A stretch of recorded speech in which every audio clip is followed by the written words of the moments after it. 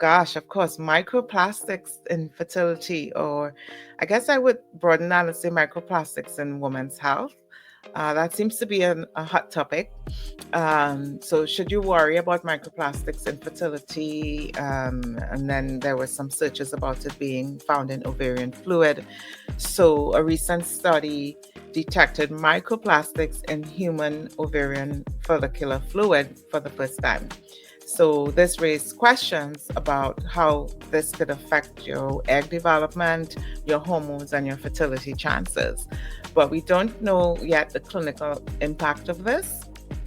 For now, I would suggest reducing plastic exposure, avoid heating your food in plastics, use glass containers, but much more research is needed.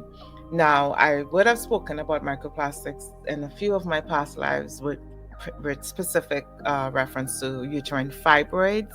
So, could microplastics play a role in fibroids or uterine health? What recent studies show is that one study really they actually analyzed the structure of a fibroid, and within the tissue they found more microplastic particles per gram in the fiber tissue than in healthy uterine myometrium or uterine muscle. So the fibroid just contained more compared to regular uterine tissue. So the levels were higher. Another study suggested that microplastics will influence your metabolism or metabolic changes within fibroid tissues, promoting them to grow. And then I talk about EDCs sometimes. So those are called endocrine disrupting chemicals, EDCs.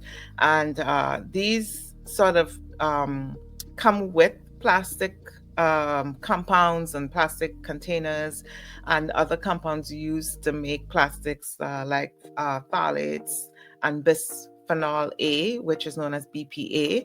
So you'd start seeing like lunch containers and water bottles that say BPA free, because these were shown to have links to these EDCs, and these EDCs have been shown to have links to fibroid growth and progression.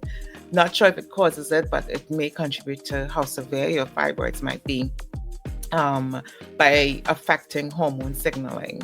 So in some lab studies, they also suggest microplastics may cause just oxidative stress and buildup of toxins and inflammation and interference with your normal cell life-death cycle, which again are relevant to this growth of these fibroid tumors. But a lot more research is needed. So again, to recap on this one, avoid heating food in plastic containers in terms of the risk of microplastics. Use glass or stainless steel instead of plastic bottles.